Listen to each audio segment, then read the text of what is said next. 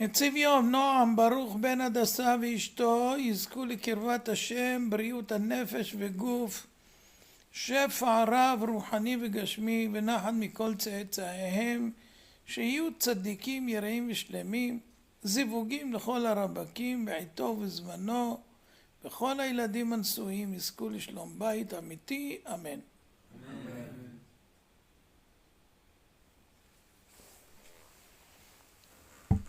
המשתה הענק. למרות צביעות רצונו מקבלת כתר המלכות, העיבה עננה את פני המלך אחשוורוש. הוא מולך על 127 מדינות, אך בתוכם יש פזורה יהודית עצומה, העתידים לשוב לארצם. הנביא ירמיה הבטיח לקץ 70 שנה תסתיים הגלות. 70 שנה אלה עומדות להסתיים בעתיד הלא רחוק, ואלוהיהם ייעד להם מעמד של בחירי האומות, ואז הם ייקחו את ההגמוניה על העולם וישלטו גם על פרס. בדאגה ספר אחשוורוש את הימים והשנים, מקווה שלא יגאלו לעולם. בעודו טרוד במחשבות, נכנס יועצו האישי ואמר: אדוני המלך, שמח אני לבשר אותך כי לאחר 2 ימי עבודה מאומצת מוכן ארמון רוממותך ומזומן לקבל את פניך בעיר שושן. פני המלך הוארו. עברו כבר 2? הדבר משמח אותי מאוד. לפי חשבוני בשנה זו בחודש ניסן ימלאו 70 שנה לגלות ירושלים בראשות יחוניה מלכם. ובניגוד להבטחת הנביא ירמיה, היהודים לא נגאלו ולא שבו לארצם. אין זאת אלא שאלוהיהם מאס בהם ושוב לא יגאלו לעולם. אמנם המלך כורש נתן להם רישיון לבנות את בית מקדשם, אבל אחר כך התחרט על כך כשקיבל תלונות מעמי האזור בכתב ידו של שמשי, הסופר בנו של המן ההודי, ועצר את הבנייה. כל כך נבונה אשתי שמנעה אותי מחידוש רישיון זה למרות תחנוני היהודים. אשתי זה ושתי, כן? דאגה גדולה הוסרה ממני, דבר זה כשלעצמו מהווה סיבה למסיבה גדולה. אחרי הרהור קל הוא הוסיף: גם יום הולדתי קרב ובא, שלב את כל השמחות ביחד, אעשה יום גינוסיה שלא נראה כמותו בעולם, זה יום הולדת. אזמין לסעודה ולמשתה את כל מלכי העולם. למה אנחנו עושים משתה בפורים? כי נגאלנו בזכות המשתים האלה. משתים גם היו מלשון שטויות, גם עשה שטויות במשתים. וגם את קציני הצבא אני אביא, מגיע להם לחגוג איתי את הניצחון המזהיר על המדינות המורדות. לא נותר לי אלא לעקור דירתי מבבל אל העיר שושן במדינת עילם, ומעתה בזכות הכיסא תהיה שושן עיר המלוכה. שרי העל הכפופים אליו וכפופים עליהם משרתי המלך הרבים נקראו להתייצב בדחיפות. הכינו בשושן סעודה ענקית, אליו יזמנו חיילי הנאמנים ו126 מלכים תחת חסותי, כולל שריהם ופמלייתם. בלב מתרונן חיכך המלך את ידיו זה בזה, נהנה מהכבוד הצפוי לו בתאוות כבוד וברעבון גאות גויי. הוא הכריז: ברצוני להרשים אותם שידעו להעריך את האיש העשיר בתבל. גחן לעבר שומעה והוסיף בלחישה: אמנם כבר למראה הכיסא המפואר יעריצו אותי כולם, אך מתכוון אני לחשוף בפניהם את 6 האוצרות האגדיים שיש לי. הנוכחים הביטו בהשתאות, האוצרות האלה הם המטמון המדובר ביותר בעולם. השמועה המבוססת סיפרה על 680 מכלי נחושת ענקיים, שבתוכם מילא נבוכדנצר את זכיות החמדה העיקרים ביותר בתבל. רבי שמשון מאוסטרופולי אומר 680, למה? זה כמניין טרף, שזה נגד עין הרע. כל אותן אוצרות שאגרו מלכי העולם במשך דורות נפלו לידו בעת שכיבש את ארצות תבל, נבוכדנצר. אבל הייתה לו עין צרה שלא יכול לשאת את המחשבה שהבן שלו יירש את כל האוצרות. אוויל מרודח. לפיכך ציווה לחפור ליד נהר פרת בחשאיות גמורה, והטמין שם את כל מכלי הכסף העצומים האלה, טונות של זהב יהלומים, וליתר ביטחון היטה את אפיק הנהר, נהר פרת, על זה, שאף אחד לא יחלום שיש שם משהו. עשרות שנים רבץ שם מטמון בקרקעית הנהר הגדול, מצפה לאדם שתהיה לו זכות לחשוף. מי זכה בזה באמת? כורש, האיש שנתן רישיון להקמת המקדש השני, קיבל שכרו. משמיים נתנו בליבו להסיט את מסלול הנהר, ובחפירות, באפיק המיובש, נחשף המטמון של הכסף. משם הגיע אוצר זה לידיו של אחשוורוש, שירש את כיסאו. בעלה סיווג אותם ל6 מחלקות, וכל מחלקה נפרטה ל30 צוגות. לכל מצג הוקדש אולם ענק, בו נפרסו זכיות החמדה לאורך מסלולי הליכה ארוכים, שיום תמים נדרש להשלים צפייה באוצר האחד. 6 כפול 30, המלך המשיך לטוות את חזונו, זה 6 חודשים, שכל יום הם יעברו ויראו אוצר אחר. המלך המשיך לטוות את חזונו על קבלת הכבוד המצופה, אוצרות האלה ענקיים. חודש ייקח להם להתבונן בכל מחלקה. לפיכך תערך חגיגה ענקית 6 חודשים תמימים בכל ימי הקיץ, מניסן ועד תשרי. העיר שושן הפכה כמרקחה, כל טבח שידיו רוב לו באומנות הבישול גויס למלאכה האדירה. במקביל שוגרו הזמנות לכל קצווי תבל, אלפי אנשים יועדו למסיבה זו, והפרטמים, הדוכסים מזרע המלוכה, משמשים כיועצים בעלי הכרעה בבחירת המלך, הוזמנו יחד עם החיילים העזים מזרע עמלק. שאר מלכי האימפריה הוזמנו עם סגל בכיר של השלטון בארצם, כולם נתבקשו להתארח ל6 חודשים, כשכל מחסורם על המלך. אלפי הנכבדים גדשו את העיר, כרכרות הדורות שעטו ברחובות, לפניהם רצים עבדים קלי רגליים מפלסים דרך בין ההמונים, מכריזים בכל ניחר על אישיות רמת הדרג היושבת בכרכרה.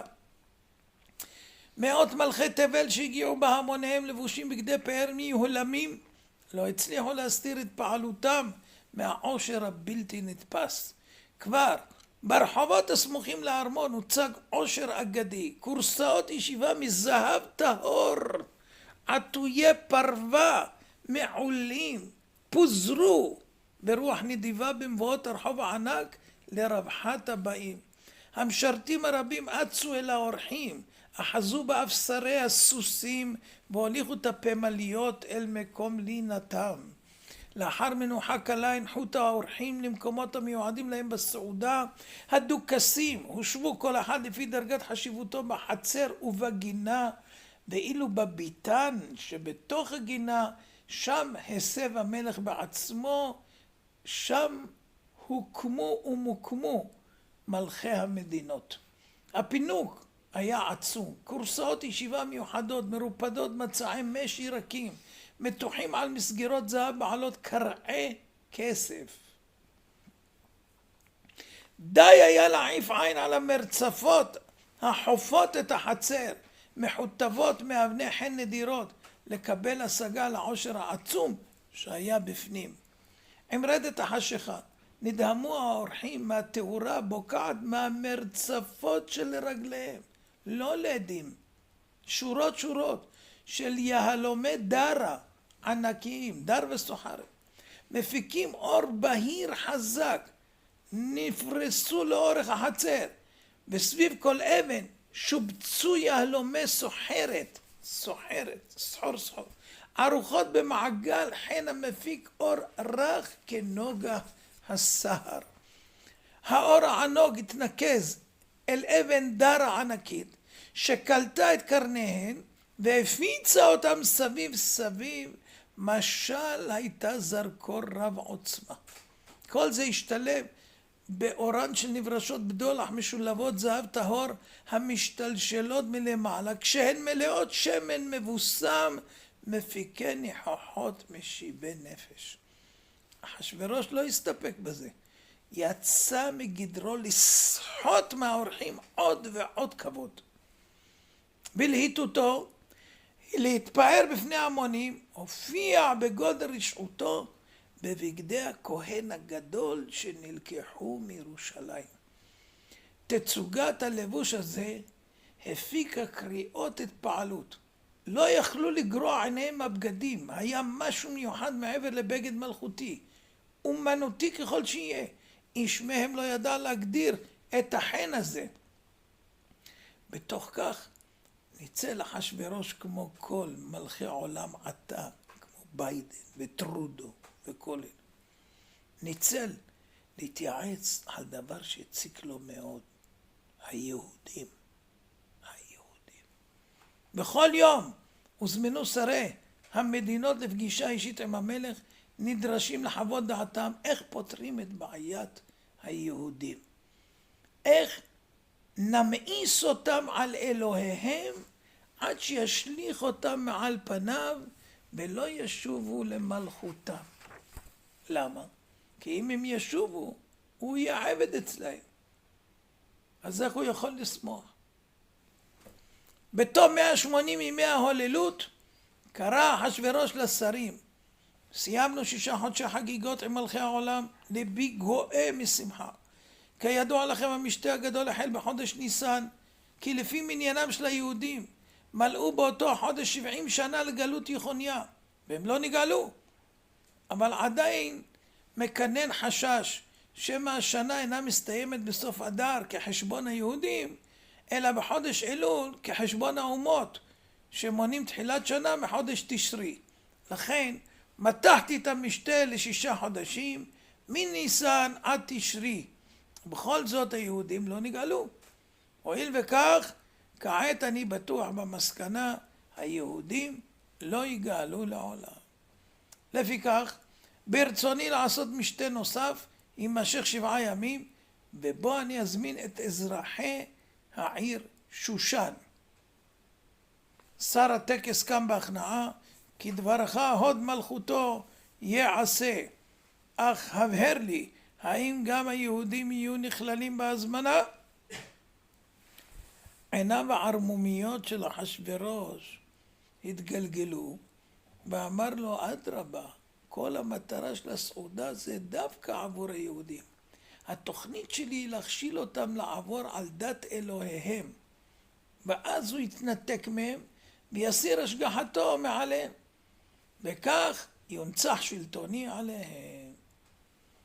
הגויים שיוזמנו זה יהיה רק כיסוי להטעות את היהודים, שלא יבינו את המלכודת הרוחנית שאני מכין להם.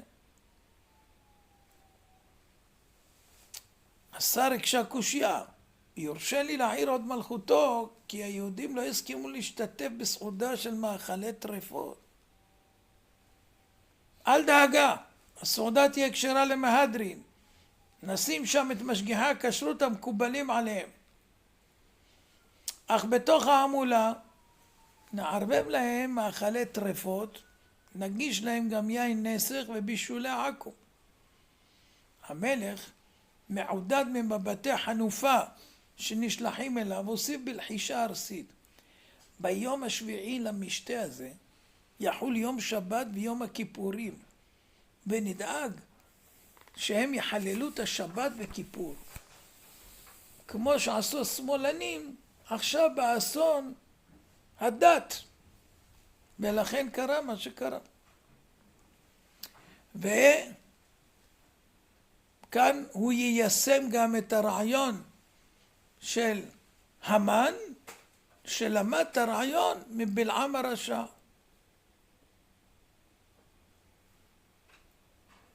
יש שם עריות גם. ביי. בו ביום חולקו הזמנות לבתי היהודים, בהם מודגש הם, נשיהם ועולליהם הרכים.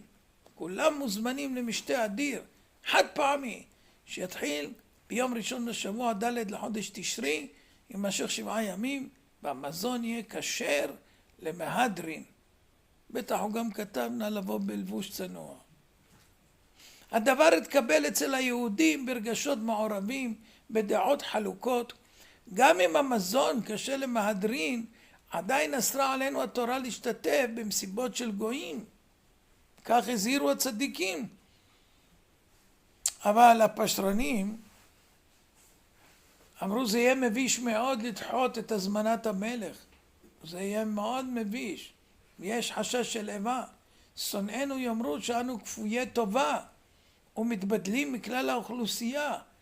ואדרבה, זו הזדמנות לרקום קשרים טובים עם המלך. כמו שנכשלו לפני השואה. אמנסיפציה ולהתחבר עם הגויים זה טוב. ולא הבינו שכמה שאתה מתקרב, השם נותן בליבם לשנוא עמו. למרבה הצער התקבלה דעה זו על רוב הציבור. יראי השם עזבו את העיר, שלא יצטרכו להופיע במשתה, אך 18,500 יהודים זרמו לארמון המלוכה. משרתי המלך עמדו אכן למלות כל רצונם, מצוות המלך חזקה עליהם. הוא רוצה שהיהודים לא יסתלקו במשתה עד גמר ביצוע התוכנית. זממו היה אכזרי ביותר. אחרי שהבגדו באלוהיהם, הוא ימצא עצה עם השרים להמציא עילה לרצוח אותם תוך כדי המשתה. באותה ערמומיות נקטה גם אשתו המרשעת. בעוד שמשתה הגברים נערך בחצר הארמון, הזמינה ושתי את נשות ישראל לסעודה תערך בתוך ארמון המלך עצמו, העשוי בפאר והדר ברמה שאיש לא ראה, יותר מרשים מארמון המלכה. וזוהי הזדמנות חד פעמית שלא תחזור לעולם, להציץ לתוך החדרים האישיים של המלך, לראות במו עיניהם את השולחן שלו, את המיטה שלו, הפרטיים. איזה אישה תוותר על סיפוק הסקרנות? לב המוזמנות התרונן בשמחה. אף אחת לא העלתה בדעתה את המלכודת המסוכנת. ארמון המלך הוקף בחיילים צמאי דם, מצפים לפקודה להסתער לטבוח את הנשים היהודיות היושבות לבטח ונהנות מהסעודה. בתוך כך הגברים ישבו בחצר גינת הביתן זה לצד זה, תוך שוויון מלא, ללא הבדל מעמדות. פשוטי יהודים ישבו לצד גדולי הגויים. שוויון זכויות. אולי כך יאהבו לקבל את דתו. לכל צלילת תזמורת המלכותית שפצחה בנגינה זרמו אל מול שולחנות המסובים להקות של רקדנים בעלי שם עולמי שהחלו במופע ריקודים מרהיב עין. אך דעת האורחים הייתה מוטרדת. למה? העיניים לוחסנו לעבר גביע הפתקה שמוצב לראווה. גביע ענק מכין 2 ליטר יין. החוק הפרסי קובע כל אורח בסעודה מלכותית צריך לשתות מלוא פתקה יין, אפילו במחיר חייו. האפשרות היחידה להתחמק מהחוק המשונה הזה לשלשל שלמונים לשר האחראי שיעלים עין. בעצם זו הייתה השיטה הערמומית של המלך לסלק מהזירה את האויבים. סירוב לשתות פירושו פגיעה בכבוד המלך. המלך שהבין כי החשש מהפתקה יבריח אנשים מהסעודה, שיגר מסר מרגיע, חוק הפתקה לא יופעל בסעודה זו. הנאספים נשמו לרווחה, וכעת יכלו להזין עיניהם מכלי הזהב השונים הניצבים על השולחנות. אי אפשר היה לכלוא את ההתפעלות למראה יופיים המרהיב של כלי הזהב. מאות סוגי ינות באיכויות שונות ומשובחות יובאו מכל 127 המדינות, והוגשו בכלי זהב יפהפיים הנמצאים בעולם. קנקני זהב מעוטרים על מגשי זהב מרהיבים, וסביבם גביעים בגדלים שונים הונחו לפני כל אורח באופן אישי. הקנקנים מולאו עד שפתן ביין משובח ישן ועתיק יותר מגיל האורח. בין כמה אתה? 40? אתה מקבל ב10 שנים יין ישן יותר ממך. כל אחד מקבל. בין כמה אתה? ב10 שנים יין יותר. אתה בן 90 תקבל יין של בן 100. העושר הובלט בכל פינה. אפילו חביות אחסון היין יוצרו מזכוכית קריסטלית איכותית כל כך ששיקפה כל בבואה כמראה מזהירה. ערך הזכוכית היה מקביל לערך הזהב. במקביל לכמויות היין שזרמו בשפע, שוגרו ממטבח המלך בכל יום אין ספור מנות מאכל שריצו אפילו את ענייני הטעם המעודן ביותר. הבשר עצמו בושל באופן ייחודי ביותר, קערות נחושת ענקיות מולאו מים עד חציין. לאחר שהורתחו המים הוכנסו לתוכן סירי בישול מלאי בשר טרי טבול במים צוננים.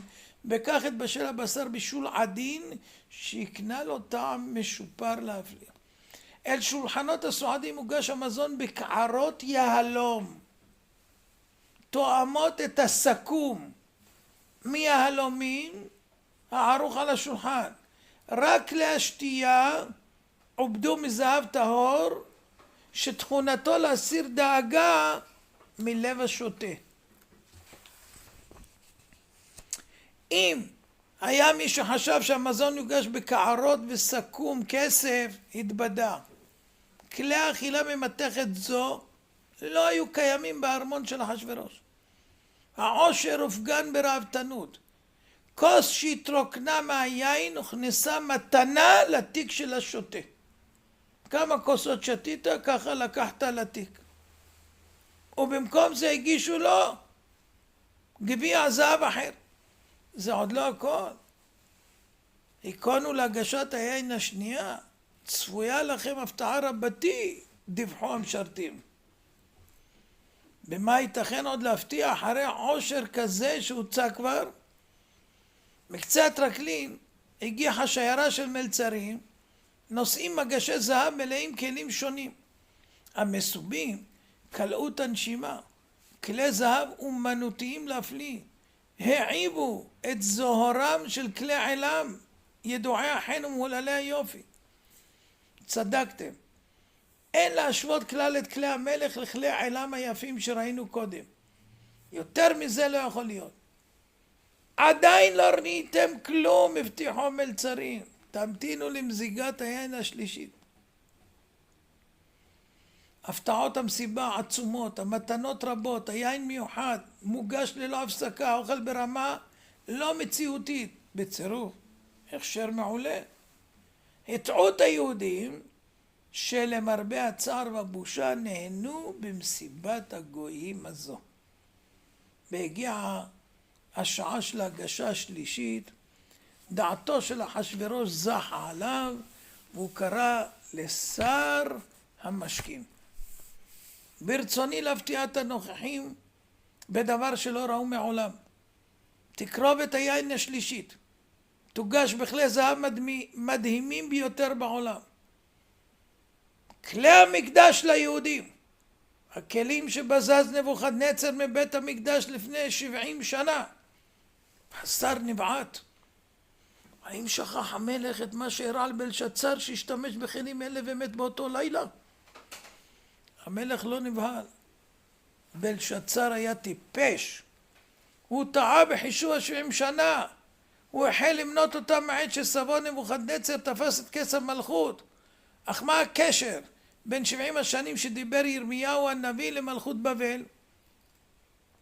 ירמיה התכוון 70 שנה מאז הכנעת יחוניה וכיבוש ירושלים, וכעת מלאו 70 שנה לגלות ההיא, והם לא נגאלו.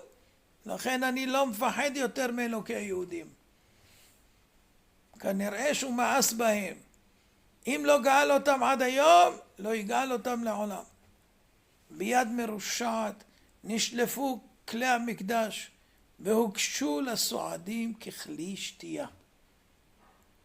המסובים נתקפו בהשתאות אין קץ. יופי הכלים האלה עלה עשרות מונים מהכלים הקודמים. אפילו הגביעים היפהפיים שבידיהם החבירו לעומת כלי המקדש. באותם ימים ישבו צדיקי הדור בתענית ותפילה לבורא עולם שיציל את עמו ישראל מזדון ליבו של המלך המרושע החפץ להחטיאם.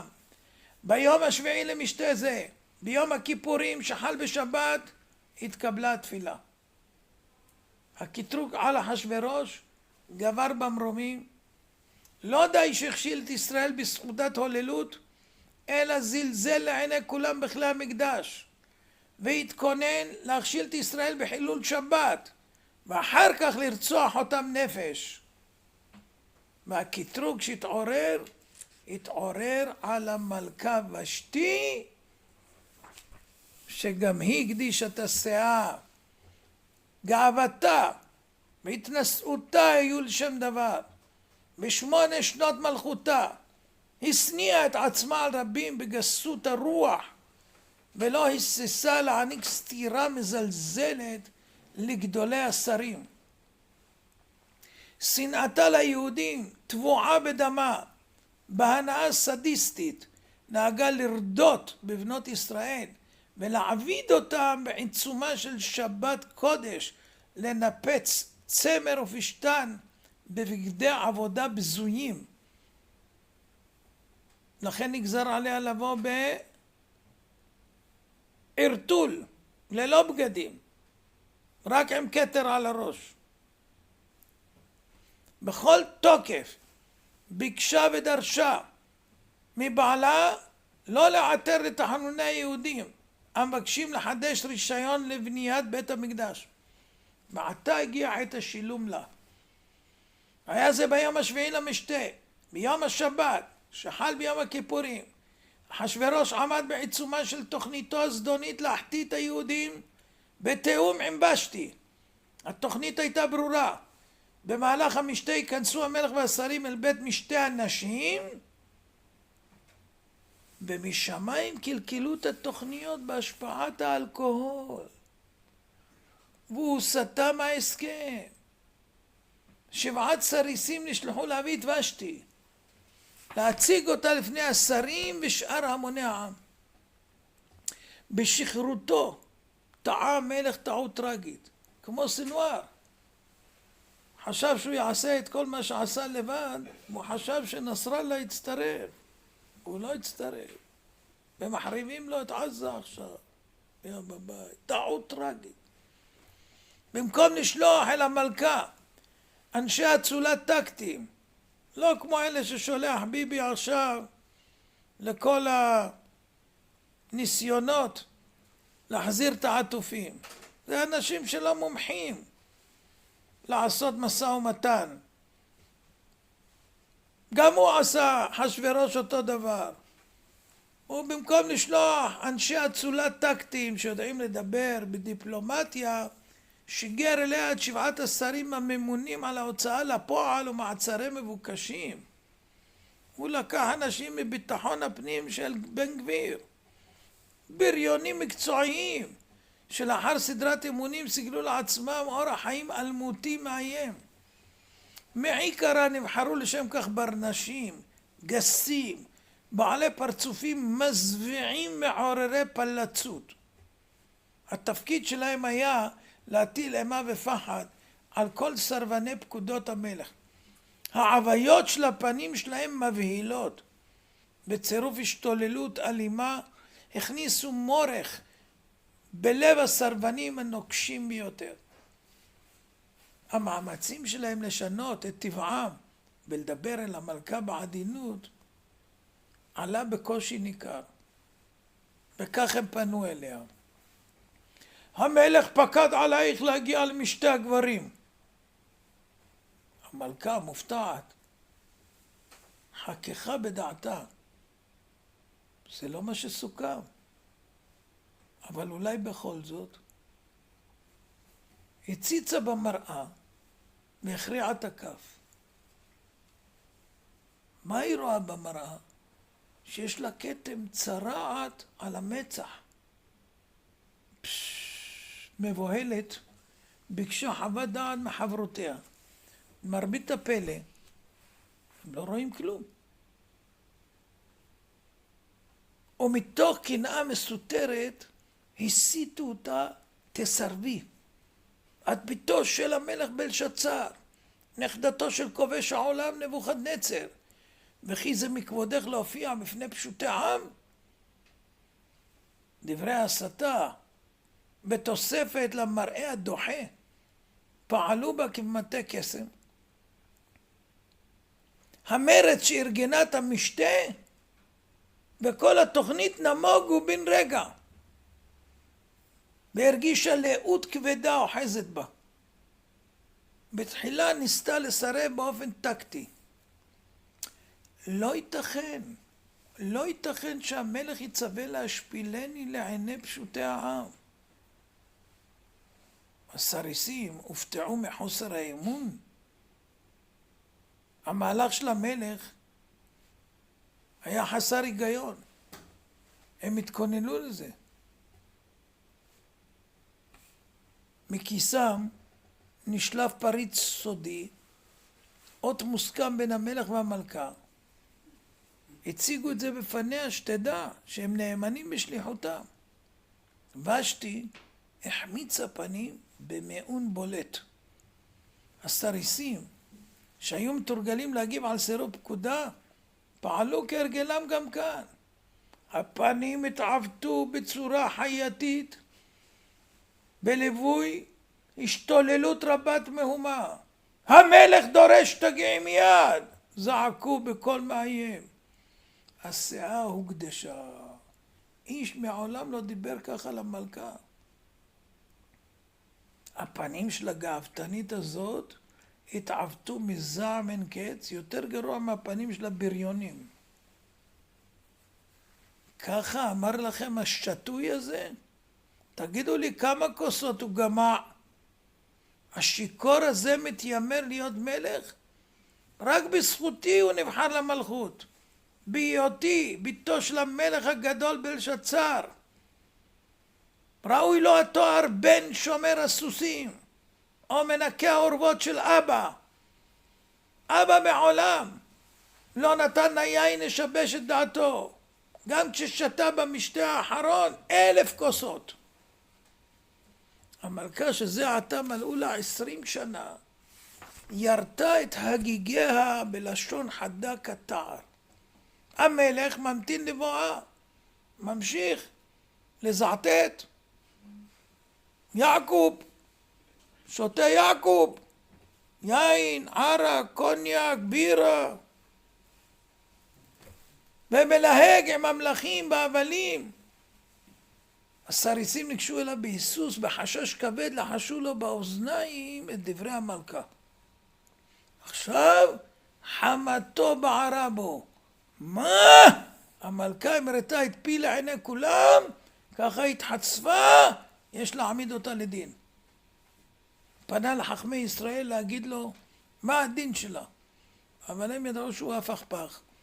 וכרגע הוא כועס, מחר הוא לא יכעס ויכעס עליהם. אז הם אמרו לו בזהירות, מאז שנחרב בית המקדש איננו מוסמכים לדון בדיני נפשות. וככה הם יצאו מברוך.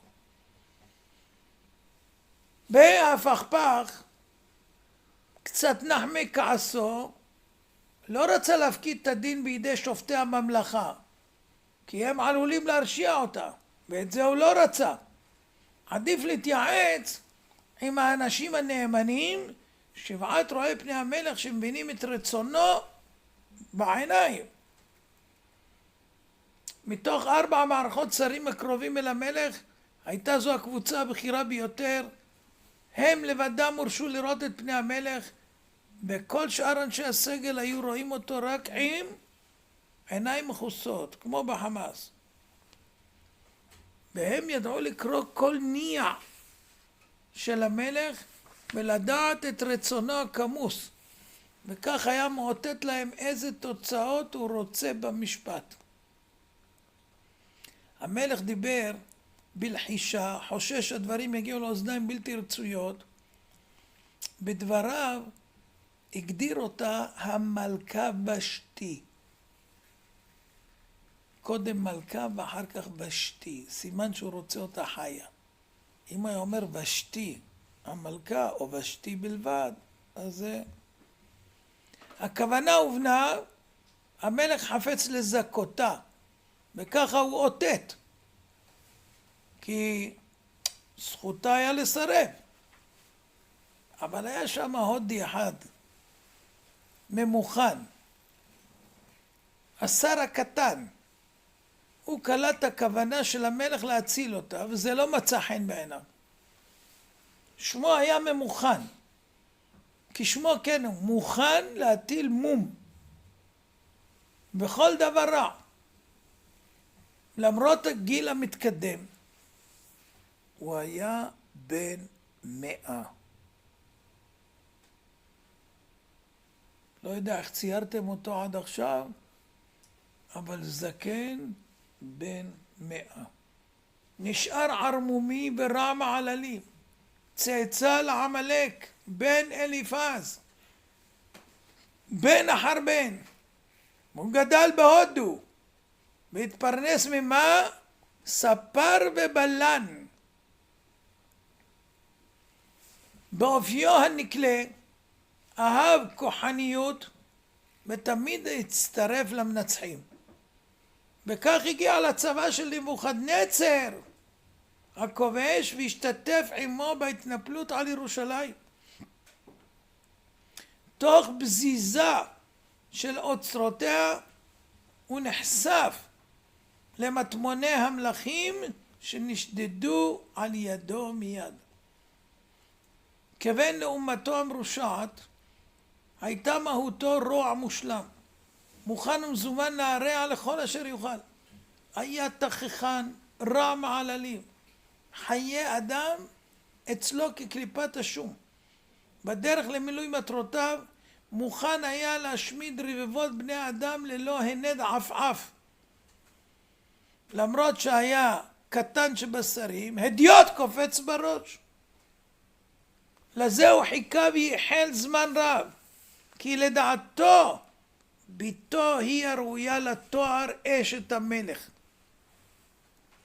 מלבד זאת יש לו חשבון אישי נקמני בוושתי, כי בגסות רוחה היא סתרה לו בנעליים על 2 לחייו. ממש כמו אשת ראש ממשלה שסתרה לה עובדת אצלה בנעליים. וואו, זה כבר סיבה לחסל אותה, הוא אומר. גם בכבודה של זרש אשתו היא פגעה. בצעד הפגנתי מובא כי לא הזמינה את אשתו, זרש, למשתה. אז היו לו 3 סיבות. לסלק אותה מהמלכות, 1 להכתיר את ביתו, 2 לשלם לה על הנעל בפרצוף, ו3 לא הזמינה את זרש אשתו, ביזתה אותה. המלך רצה להצניע את הדיון, אבל הוא דיבר דווקא בקול רם. ראשית יש לקבוע כי חטאה של המלכה זה לא עניין אישי בין המלך לבינה. ככה הוא פתח. בארסיות חוסם כל אפשרות של חנינה של המלך. ומרמז על החוצפה של ושתי. זה לא עניין בין המלך לבינה בלבד. החטא שלה הוא פשע נגד כל העמים כולם. היא גרמה במעשיה להשליט את רצון הנשים על בעליהן. היא הייתה פמיניסטית. ולמרוד בדעתם של הבעלים. זה עוון שאין עליו מחילה. ככה אמר. אבל נותרה פרצה בדבריו. הוא הבין היטב שהשרים ירצו להפך בזכותה תמורת בצע כסף.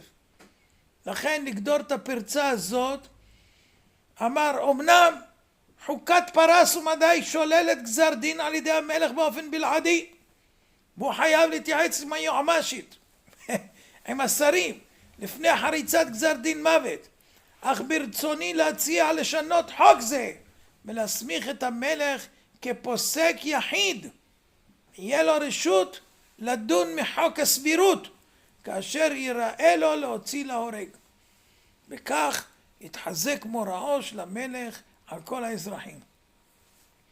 כמו עכביש טבע חוטים אחד לאחד סביב הקורבן, וגדר את כל הפרצות בדברים אחת לאחת. עכשיו מוטל עליו למנוע את הבאת ושתי לשימוע. אם היא תפנה לבית דין לעבודה, אין שימוע. היטב הבין שעצם הזמנתה לפני חבר השרים זה יפיל את התוכנית. בנקל, היא בקשרים רבים תוכל להפוך את הקערה על פיה, ואז כמובן תתנקם בו על עצתו. לפיכך מיהר והוסיף, כדי למנוע הטיית דין הצדק, עלינו לחוקק חוק המונע אפשרות הופעת הנאשמת לפני שופט. ככתוב במגילה, אשר לא תבוא ושתי לפני המלך. לא לשמוע אותה אפילו, כלום. הדיבור שלו היה רהוט ומרשים, וניכר על פני השרים שהם נוטים לקבל את דבריו. והמלך שיכור הנהן בראשו, מבעד לעדים של האלכוהול. נשמעו לו הדברים הגיוניים. כשראו זאת השרים, מיהרו להחניף למלך, וזה היה ממש מהלך שממי ניכר לעין.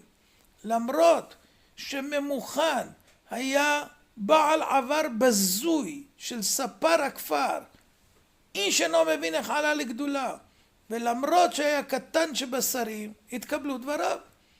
ולמרבית הפלא הסכימו השרים לחקיקת חוק זה שמגביל את סמכויותיהם. הגם שהרשע הערמומי הזה היטיב לסגור את המלכודת סביב המלכה, עדיין היה לו חשש. תגובות המלך ההפכפך אינן ניתנות לחיזוי. הגם אם הוא יסכים כעת, אין ביטחון שהסכמה תעמוד בעוד שעה. לפיכך נחפז לנצל את המעמד ומבוכתו של המלך השתוי, והכריז, המלך מתבקש להישבע שלא יעבור ולא ישנה דבר מכל ההחלטות שהתקבלו כאן. ידו של אחשוורוש הורמה בשבועה בשם כל האלילים של פרס ומדי. הלב של ממוכן התמלא גאווה על ההצלחה, אבל לו רק ידע שמשמיים כיוונו אותו לרעיון הזה, שבזה הוא חרץ את גורלו, שבעתיד הלא רחוק המלך לבדו יצווה על המתתו ללא אישור השרים. תלוהו עליו! מי הכין את זה? הוא בעצמו. ביום הכיפורים שחל בשבת הוצאה להורג ושתי המרשעת, הושלכה למאכל הכלבים, ובכך התקיימה נבואתו של ישעיה במלואה. הנצר האחרון לשושלת נבוכדנצר נחרט ואבד מן העולם. ישעיה הנביא ניבא ואמר בישעיה י"ד כ"ב, וקמתי עליהם נאום אדוני צבאות, והכרתי לבבל שם ושאר ונין ונכד נאום אדוני. וככה הכל התקיים. איגרת משונה בעקבות זה נשלחה לכל האימפריה, בה מצטווים כולם שהגבר יהיה שליט בבית. כל מקבלי האיגרות הפרסיים והאחרים זקפו גבות. מה זה? איגרת חתומה מלכותית? מה חידש בפקודה הזאת? מישהו חשב אחרת? פמיניזם זה רק של עכשיו. המסקנה הייתה מעשית.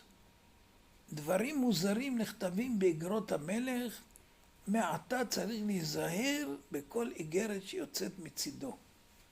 זה ברור שמשהו שם לא תקין. איש לא ידע שבזה המהלך שהוא שלח איגרת כזאת נזרעה ישועה לעתיד הקרוב. כאשר יקבלו אזרחי הממלכה את מכתב ההכנה, האיגרת להשמיד את היהודים, הם התייחסו לאיגרת הזו בהססנות גדולה. אחרת היו ממהרים לבצע את הרעיון עוד לפני התאריך המיועד. טוב, סוף סוף התפכח המלך מעינו. היכן ושתי? תקראו לה שתבוא אליי. המשרתים עמדו נדהמים. מה, הוא לא יודע מה קרה? אדוני המלך, אתה ציווית להרוג אותה. אני מעולם לא ציוויתי זאת. פקדתי להוריד אותה מגדולתה ולפטר אותה ממשרת מלכה. לא אדוני, אתה ציווית להרוג אותה. קיבלת את עצת יועציך. מי הם יועצי הרשע האלה? איך העיזו לעשות כך? תלו אותם על העץ. ובאורח פלא 6 נתלו, 1 לא. המן הערמומי התחמק מגזר הדין. מאותו היום התהלך המלך ברחבי הארמון עצוב, זועם כארי בסוגר, וזה היה סכנה לכל שוכני הארמון. כל הסגל אומר חייבים למצוא לו אישה דחוף במקום ושתי. אבל מי יעז לדבר איתו על כך? זה מסוכן לדבר איתו על זה. נשלח את הנערים, זה הפתרון. המשרתים הצעירים ססו על השליחות הייחודית. הבה נחפש אישה ראויה לך, אדוני המלך, תהיה לך אישה אחרת, טובה יותר. ניבאו ולא ידעו מה ניבאו. וכי מה מבינים הם בטוב העשוי לעומת הרע. המלך לא כעס, אבל נשאר זועף וחסר מנוחה. איזה אישה תוכל למלא את מקומה של ושתי? הרי היא הייתה בת מלך. מה בכך? נמצא עוד בת מלך. לא הבינו הנערים. היא תרגיש עצמה חשובה ואז תתנסה עליי כמו שעשתה ושתי. חוץ מזה, שום בת מלך כבר לא תרצה אותי, תחשוב שאני ארוג אותה. יש פתרון לשתי הבעיות. אז אתה לא צריך בת מלך דווקא. תיקח אישה פשוטה, אז היא לא תתעלם מעליך. והיא לא תתגאה עליך. ואם לא תסכים מרצון, יכפו עליה. פני המלך אורו. זה רעיון טוב. תפעילו את כל המערכות הנדרשות ותביאו לי אישה מתאימה. יש לכם את הזמן הנדרש. התהליך היה ארוך, 4 שנים. כן. מלבד הזמן שנדרש לעצם איסוף הנערות, הרי אי אפשר להיכנס אל המלך סתם כך. שנה שלמה של הכנות נדרשת למועמדת להיות מלכה. ואלפים עומדות בתור.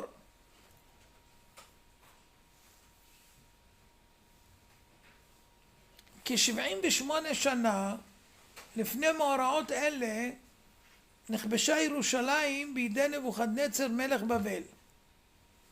יהויכין הוא יחוניה, מלך ירושלים ויהודה, נפל בשבי. יחד עמו נלקחו לבבל אלפי יהודים, מהם 1,000 או 2,000 אנשי סנהדרין המכונים החרש והמסגר. בתוכם היו גם דניאל הנביא ומרדכי היהודי, נכד של שמעי בן גרה, איש נשוא פנים, ראש הסנהדרין ושר על שבט בנימין. הגם שהכובש נשא לו פנים ולא כפה עליו לגלות, בחר מרדכי להשתתף בסבל הגולים ולעודדם, והצטרף אל אחיו הגולים עד הגיעם לבבל. מאהבתו את ארץ ישראל שב אליה שנית, אך הוגלה ממנה שוב על ידי נבוכדנצר, וכך אירע גם בעלייתו השלישית. עשרות שנים דר בבבל כפליט מלחמה, עד שנכבשה העיר על ידי כורש ודריווש, ואז החליט עם עוד חכמי ישראל לעקור מבבל ולדור בעיר שושן. ואז הוא היה כבר ישיש. בן כמה?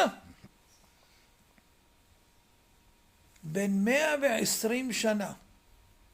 כן, איך תיארתם לכם את מרדכי? משהו ככה בגיל 60, 70 אולי משהו. בן 120 שנה. אך רק מעטים מזקני גלות יהויכין נשארו בארצות הנכר, רובם שבו ועלו לארץ בתקופת מלכות כורש, להיות מזומנים לקראת בניית בית המקדש השני. מרדכי היה בודד מתוך אותם חשובי הגולים שנשאר לדור שם, יחד עם דלת העם שבשושן, הוא ואשתו אסתר, הלא היא הדסה. הדסה זו, ילידת ירושלים, גדלה יתומה מאב ואם.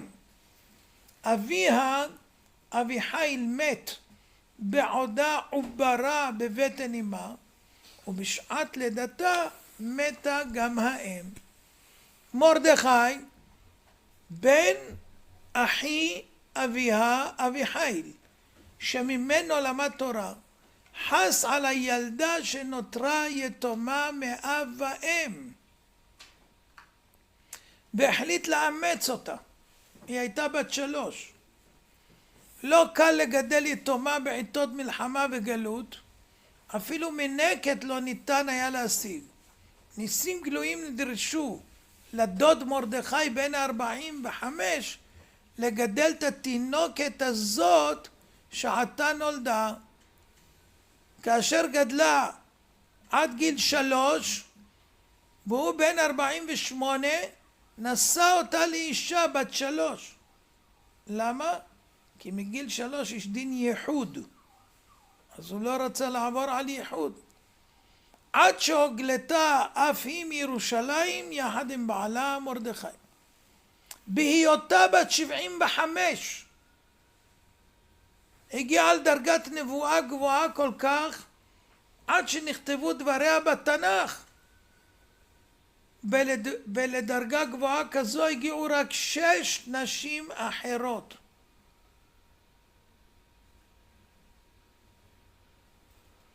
אם אתם רוצים לדעת מי הם, אז כתוב שרה נאמר בת הרן אבי מלכה ואבי עסקה, במרים נאמר ותיקח מרים הנביאה, עסקה זה ששוחה ברוח הקודש, בדבורה נאמר ודבורה אישה נביאה, בחנה נאמר ותתפלל חנה ותאמר עלץ ליבי באדוני, אביגיל נתנבאה לדוד, וכן דוד אמר לה וברוך טעמך, ובחולדה הוא אומר אל חולדה הנביאה, ובאסתר נאמר ותכתוב אסתר בת אביחיל. אלו 48 נביאים ו7 נביאות שנתנבאו להם לישראל נכתבו בכתובים. בצניעות מופתית הסתירה את עצמה בפני כל גבר, ולכן נקראה אסתר. לפיכך גם בעת החיפושים אחר אישה שתתאים למלך, לא היה סיכוי שפקידי המלך יראו אותה. כל שכן, שלא יחשבו לקחת למלך זקנה בת 75 שנה.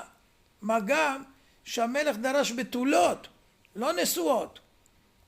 הכרוז סבב בכל רחבי האימפריה, מודיע על אפשרות הגשת מועמדות לתפקיד המלכה. הקריאה נענתה באופן חלש מאוד. איש לא רצה לשגר את ביתו תמורת סיכוי אפסי כל כך של אחת מול עשרות אלפים. המלך עבר לשפת איומים, מרחיב את דרישתו, אוי למי שיסתיר בתולה או אישה, גזר דין מוות מרחף על ראשו. מרדכי ואסתר סיכנו חייהם 3 שנים, והטמינו את אסתר במחבוא סתר.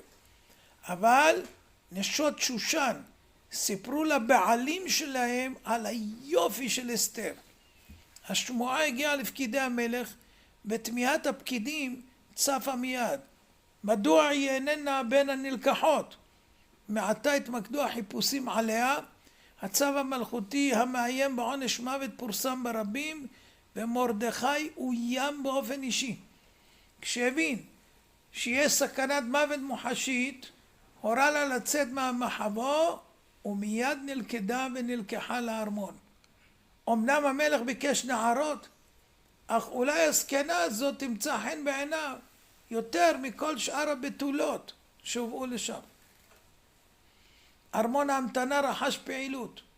ידי הגיא, הסריס האחראי על מערכת ההכנות לנישואין, היו מלאות עבודה.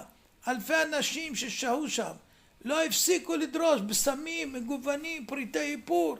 היה עליו לספק מדי יום מאות פריטי תמרוקים שונים. היחידה שהפגינה שאט נפש מכל התמרוקים הייתה אסתר. הדאגה של אסתר הייתה לשמור על מצוות דתה, גם בשבי המלך. 7 הנערות שניתנו לה נקראו בשמות המקבילים לימי השבוע. כל נערה שרתה ביום מסוים המיוחד לה, כדי שהיא לא תאבד אסתר את חשבון יום השבת. באורח פלא, מבלי שהתכוון לכך איש, היו כל 7 הנערות יהודיות צדיקות, מאותן שתפילתן עושה רושם גדול בשמיים. בינתיים חלפו כ4 שנים מאז מות ושתי, ועדיין לא נמצאה נערה שתמצא חן בעיני המלך. בקרב הנערות הממתינות לתורן גבר המתח. אחת הבולטות שבהם הייתה ביתו של הומון, והיא טבתה תקוות גדולות בעתיד המזהיר כמלכה. הקשרים המצועפים של אביה עם גדולי המלכות נתנו לה סיכויים גדולים. הפקידים רופדו מבעוד מועד בשלמונים רבים להבטיח את בחירתה, אבל בשמיים קבעו אחרת. קלקולי קיבה בלתי פוסקים, הפרשות מרגליים בלתי נשלטות, צריכה ללכת עם טיטול, סרחון נורא שהדיף מהפה שלה, הרחיקו ממנה כל תקווה. איך הקדוש ברוך הוא מטפל בהם. תור המועמדות התקדם לאט. בחודש טבת לשנה הרביעית הגיעה תורה של הדסה. בניגוד לשאר הנשים היא לא שיתפה פעולה. היא נקראה לארמון בעל כורחה. הגיא, שחשש מאשמת התרשלות במילוי תפקידו, התחנן אליה. אנא, אמרי את בקשתך, תקבלי כל מה שתבקשי. אינני צריכה דבר. את יודעת שאת מסכנת את החיים שלי. לא מעט שונאי יזדרזו לעליל עליי שאני לא מלא את התפקיד. משמעות הרשעה כזו היא אחת.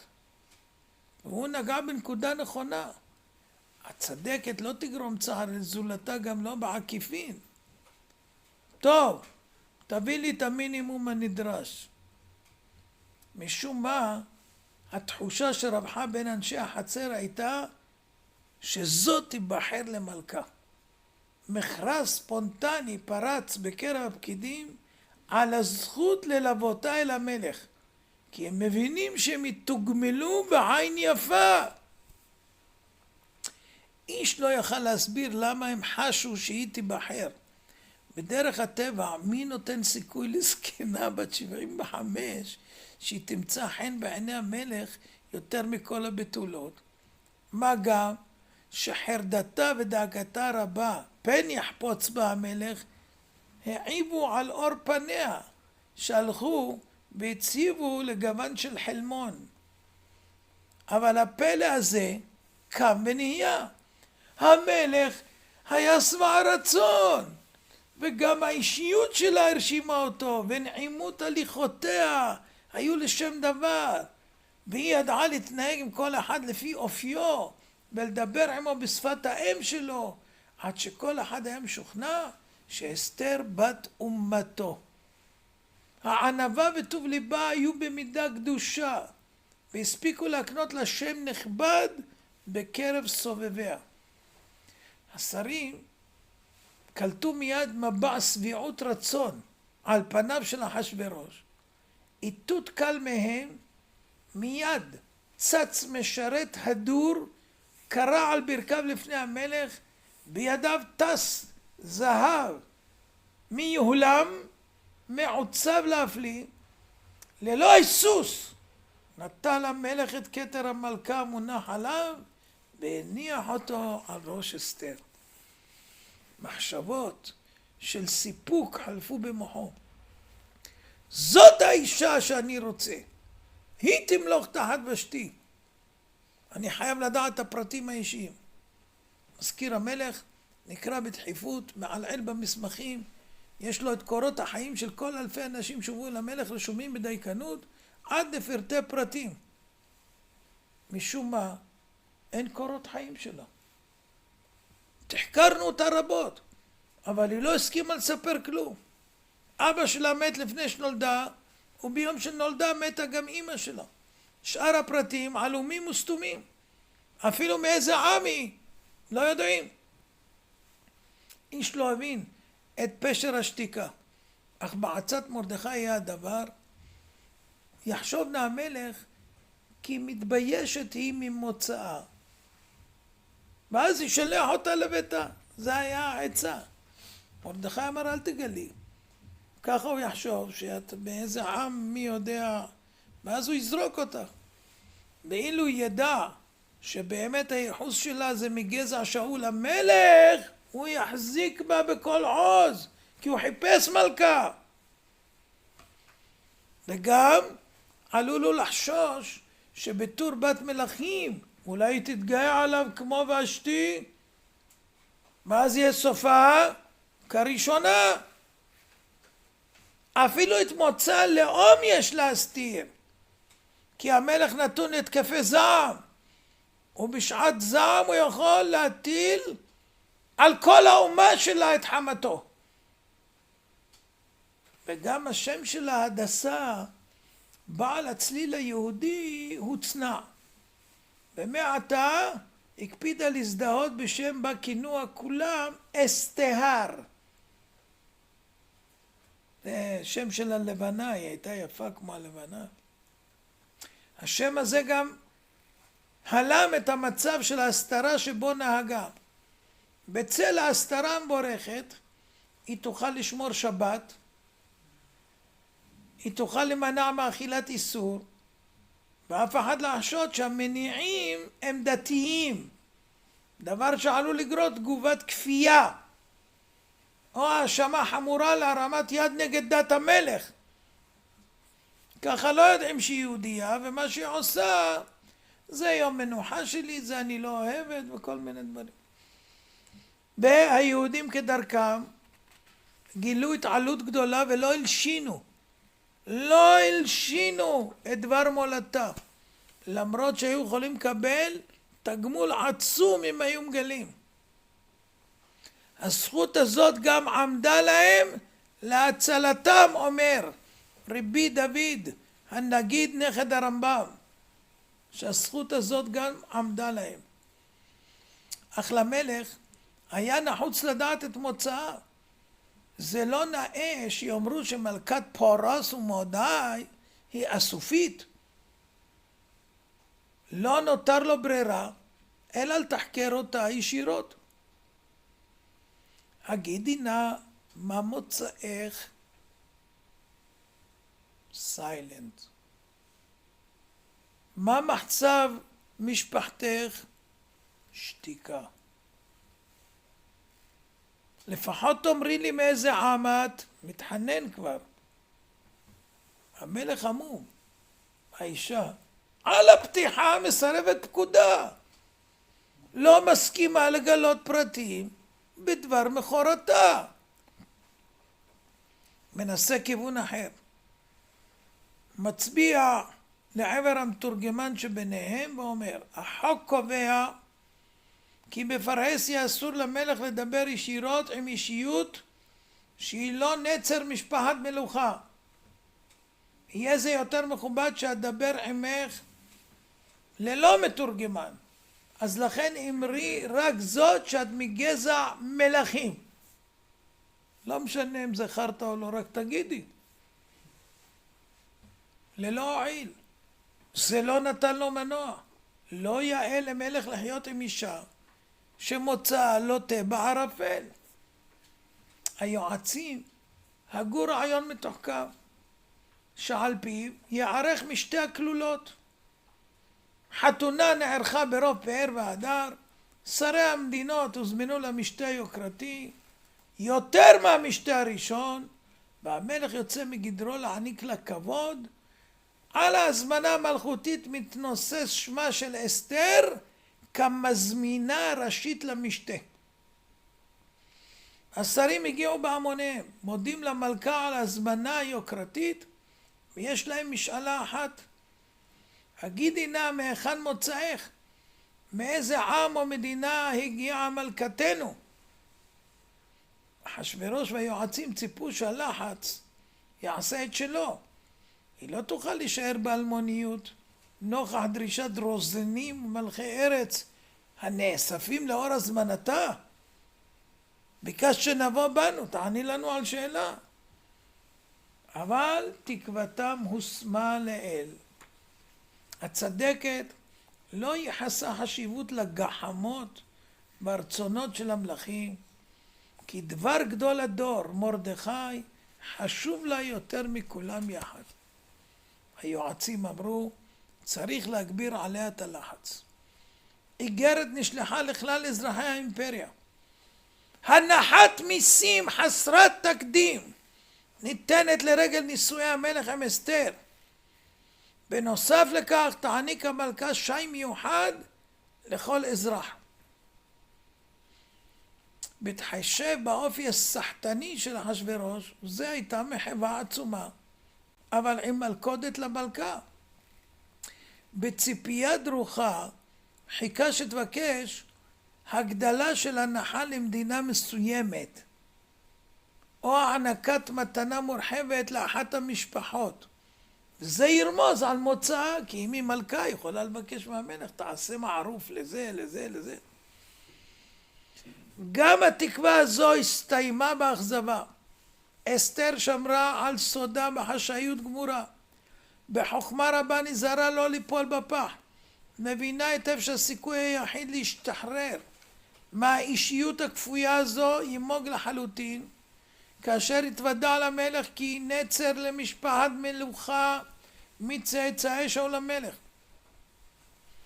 היועצים נותרו נבוכים. לא יודעים איך להניע את המלכה לדבר.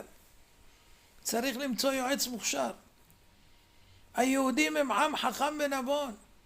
אפשר לבקש מהם עצה טובה. אין ספק שהחכם בהם הוא מרדכי. המלך לא יודע את הקרבה בין מרדכי לאסתר. אפילו שפת האיתותים התדירית שנערכת ביניהם נעלמה מעיניו.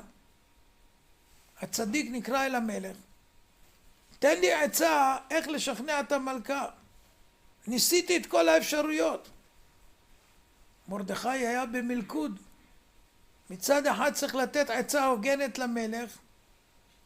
מצד שני, עצה שלא תזיק לאסתר. בחוכמתו עמדה לו לנסח משפט שטוב לשניהם. לא הצלחת בפיתויים, תנסה באיומים.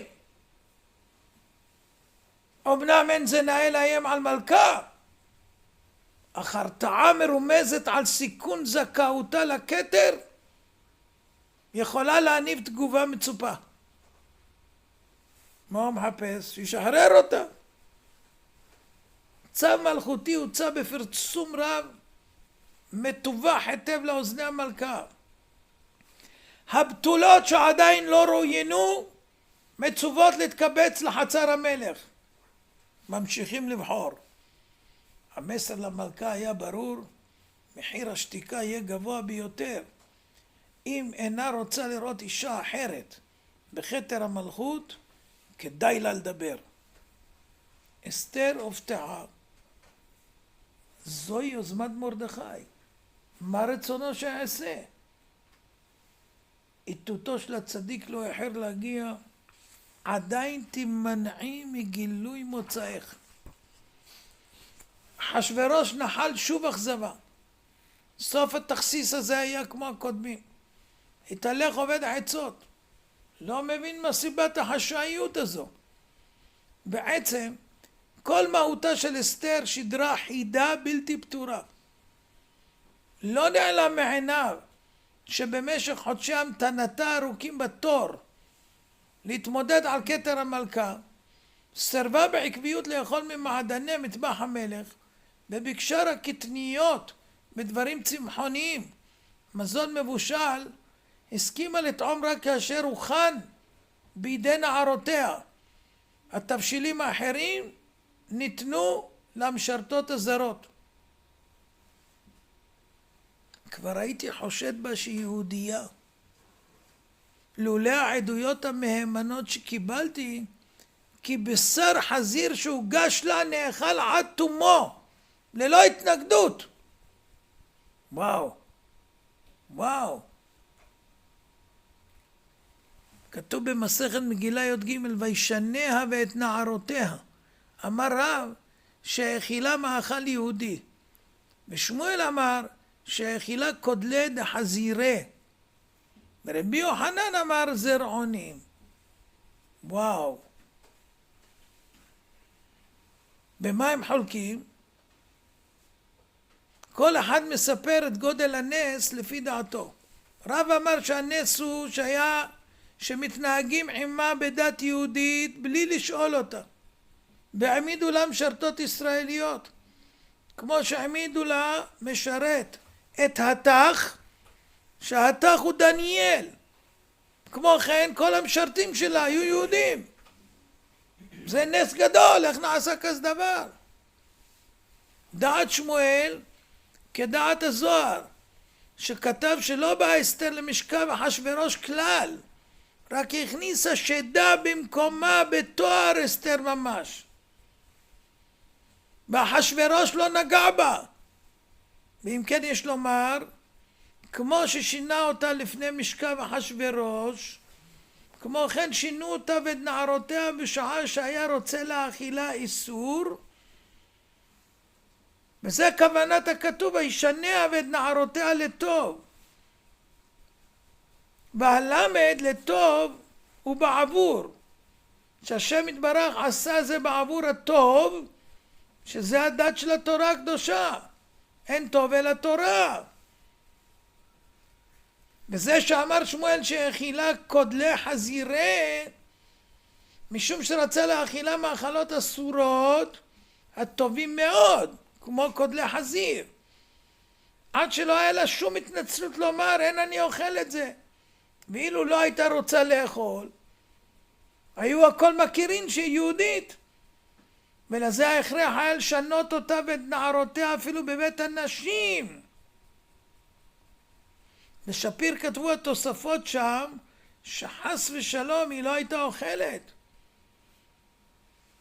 הפירוש הוא כמו שהיא לא אכלה, רק השדות שהכניסה תחתיה הם אכלו.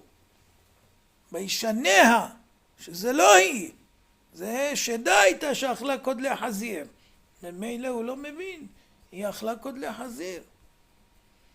בדעת רבי יוחנן שהיא בעצמה שינתה את הרגלה וטבעה, ולא אכלה רק זרעונים, לא אכלה רק זרעונים, כחנניה, מישאל ועזריה, שלא תתגאל בפת בגו ואין משתב.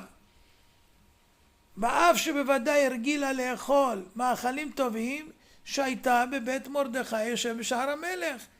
וזה, יש בזה גודל הנס, שעם כל זה לא נשתנה תוארה ויופייה.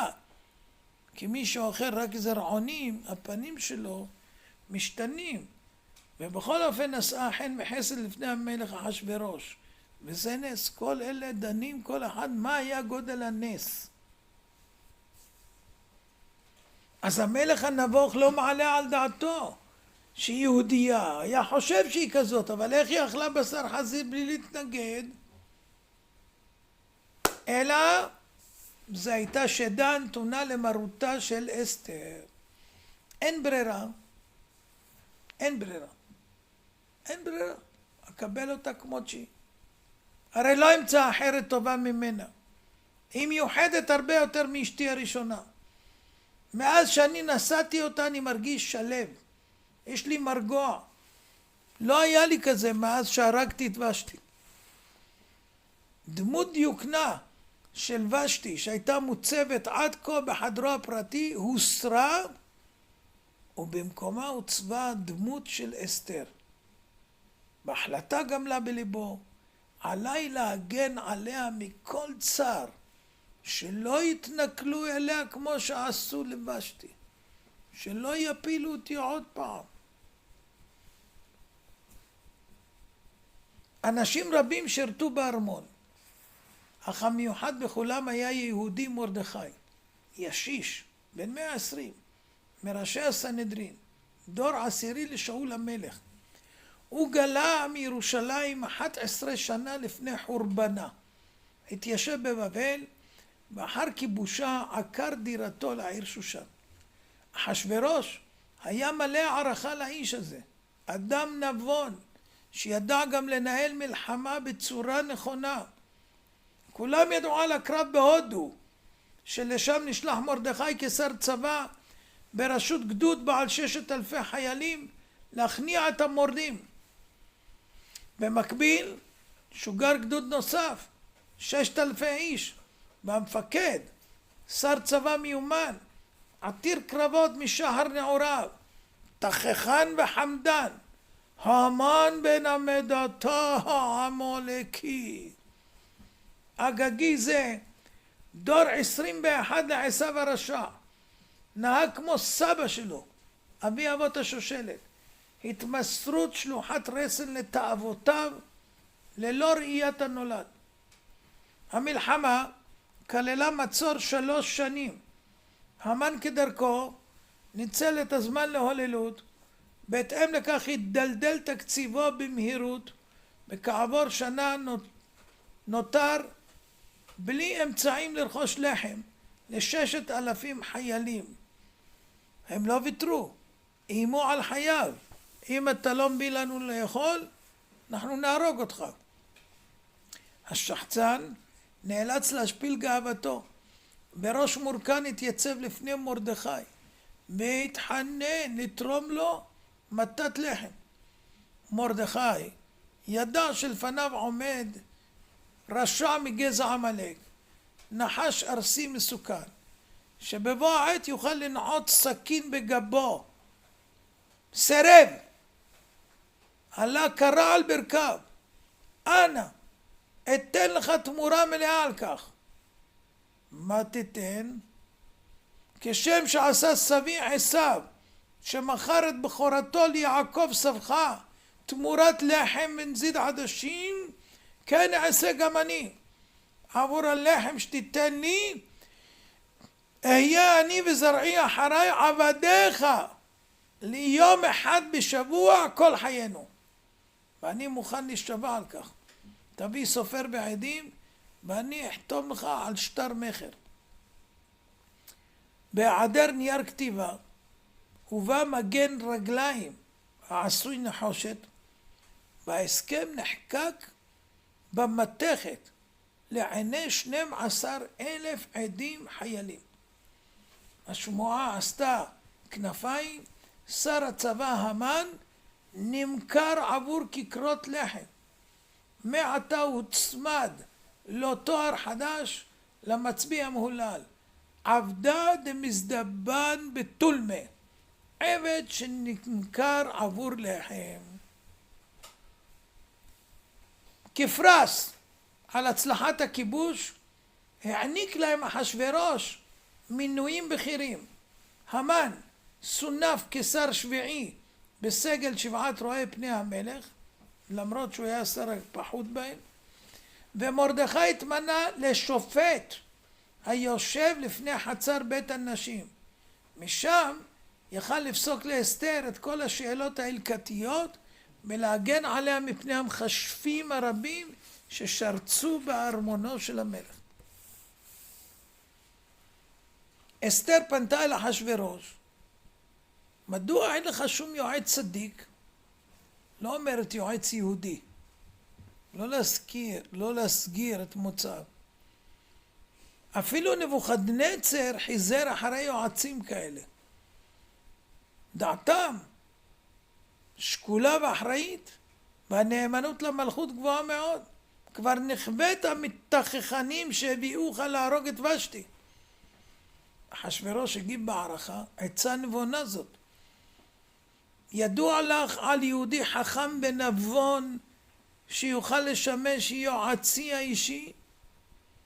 המלך מדגיש את המילה יהודי, הוא אומר, מקווה שהיא תיכשל בלשונה ותפלוט את סוד מולדתה לשווא. המלכה זהירה בלשונה ומתמקדת שוב על המינוח צדיק, לא אומרת יהודי. מכירני צדיק נשגב שנאמנותו וחוכמתו אינה מוטלת בספק, גם אתה מעריך אותו מאוד ומינית אותו לשופט בכיר.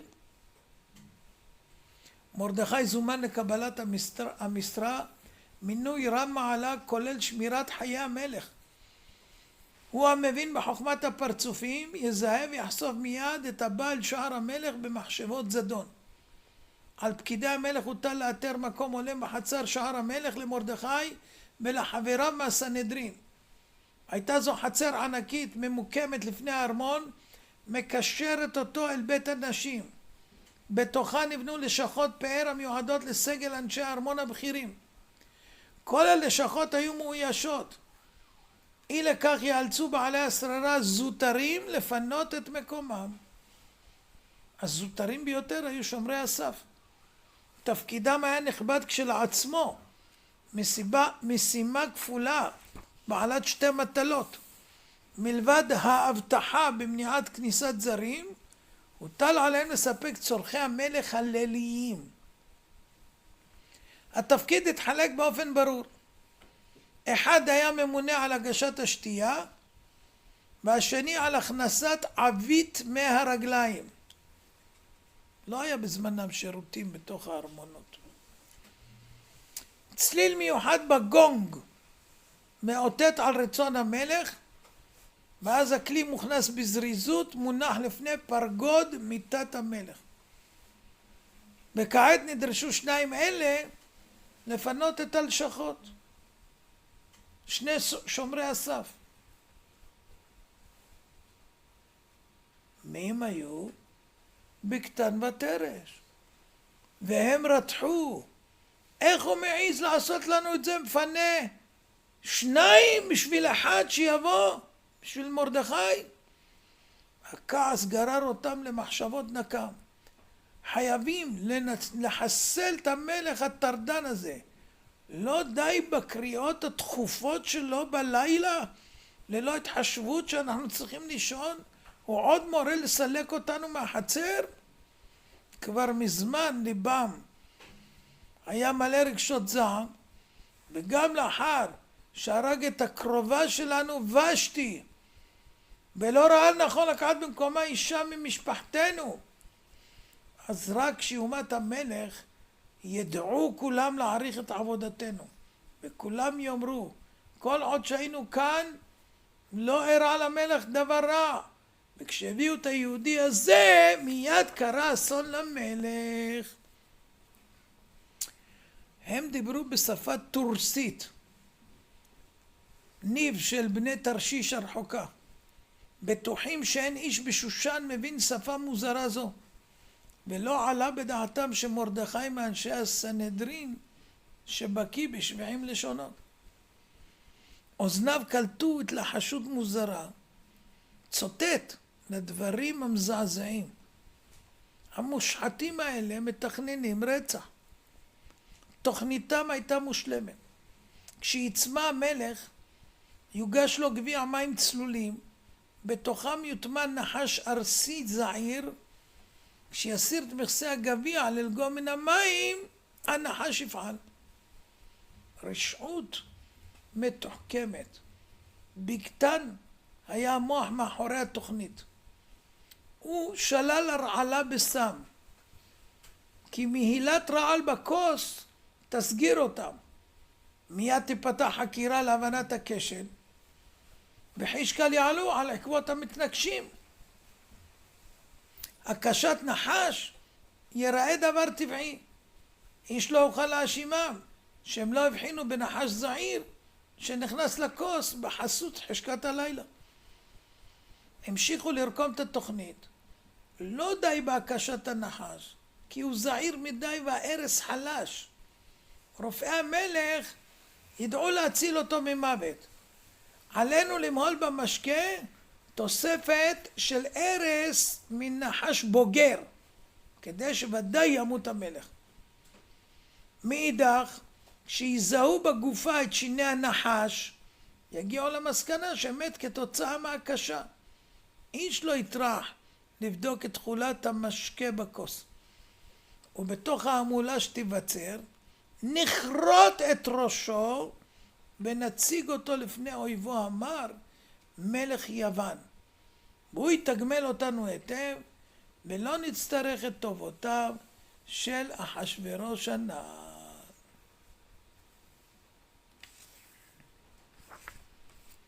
תרש לא היה רגוע. ללכוד נחש ולהבריח אותו לכאן יארך זמן. בינתיים ירגיש המלך בהיעדר תגובה לקריאתו. אל דאגה, אתה תביא את הנחש ואני אדאג למלות את מקומך עד שתגיע, הרגיע אותו בקטן. ואם הזמנת המשקה תהיה עבור אסתר, הרי תשתה אותו ולא המלך. הקשה תרש, אז במצב זה נתנפל על אחשוורוש עם פגיון חד. החוקרים יגיעו למסקנה שאסתר רצחה את המלך, ואחר כך התאבדה כשבלעה את הרעל כדי שלא תועמד לדין. תרש לא נרגע. לאחשוורוש מרגלים רבים, והם ערניים לכל שינוי קל. ידידנו המן עומד מאחורינו מדרבן לביצוע התנגשות. המרגלים הרבים שלו שורצים בארמון, הם יאבטחו אותנו. וכשיזהו סימן קל ביותר לחשד, יתריעו אותנו בכל שריקת ינשוף, ואנו ניסוג מיד. זאת אומרת, אם יהיה חשש להיתפס, גם אם יתעוררו נגדנו חשדות, הקשרים הענפים של המן בחצר המלוכה וכספו הרב יספקו לנו כיסוי מושלם. אם כך הכל מוכן, הבה נצא לדרך. מרדכי ניתח את הדברים ששמע. המסקנה ההלכתית הייתה ברורה. חיי המלך בסכנה, עליי להצילו. מאז ומעולם נהגו אבותינו לסייע למלכי אומות העולם, להצילם מיד אויביהם. אמנם מלך רשע, אך ייתכן שיכיר טובה ליהודי שהצילו ויאשר לבנות את המקדש. מכל מקום אני אוכל לבקשו לסייע ליהודים בעת צרה בזכות זה שאני מצילו. הגם שידוע שהוא כפוי טובה וקרוב לוודאי שהוא לא יזכור את אשר עשיתי למענו, מכל מקום עליי למנוע חילול השם העלול להיווצר, כשיאמרו כי עד היום היה שלום למלך, ורק לאחר שאני הובאתי לכאן, קרה המקרה הזה. ומכאן יהיה קרוב הדבר לטבח של כל היהודים. מרדכי המשיך לטוות את המחשבות. צריך לידע את המלך בדבר קשירת הקשר, אבל עדיף שאסתר תעשה זאת. כך המלך יאסיר תודה אליה. בשעת לילה זו, שערי ארמון המלכה סגורים על מנעול ובריח. אבל מרדכי אינו מהסס. בהיותו איש הסנהדרין, יודע קבלה מעשית. בזריזות הגיע לארמון המבוצר, פתח את השער הכבד, ונפער לפניו כמזמין להיכנס. בכך נפערו כל השערים, ושום איש מהזקיפים והשומרים לא הבחין בו. אסתר המתינה לו בפנים, כי יודעת על בואו, במהרה לעדכן את המלך. וטורחת להדגיש כי תודתו של המלך אמורה להיות נתונה למרדכי שחשף את המזימה. בתגד בשם מרדכי. הגיע הלילה הגורלי, צלצול הפעמון, הורה על הזמנת המשקה. בקטן נכנס בלט, מניח לפני הפרגוד את גביע השתייה מיוחד, עשוי חומר רגיש, מתבקע מיידית מתוכן רעיל, ומצופה זהב טהור. הוא לא הבחין כי בשונה מהרגלו המלך דרוך מציץ מאחורי הפרגוד, סקרן לדעת מי המכניס. כל הגונג נשמע שנית, והוא מזמין את העבית. שוב נכנס בקטן. המלך נדרך, מה זה? תפקיד כפול? יש לו שני שומרי הסף, אחד מביא משקה, אחד מביא את העבית. מה זה? עם הגעת בקטן ישבו השניים על הכנת המשקה הרעיל. הנחש הוכנס בזהירות לגביע שנאטם בכיסוי זהב. הכל מוכן, נחש תרש. נמתין לצלצול של המשקה, ואז נפעל.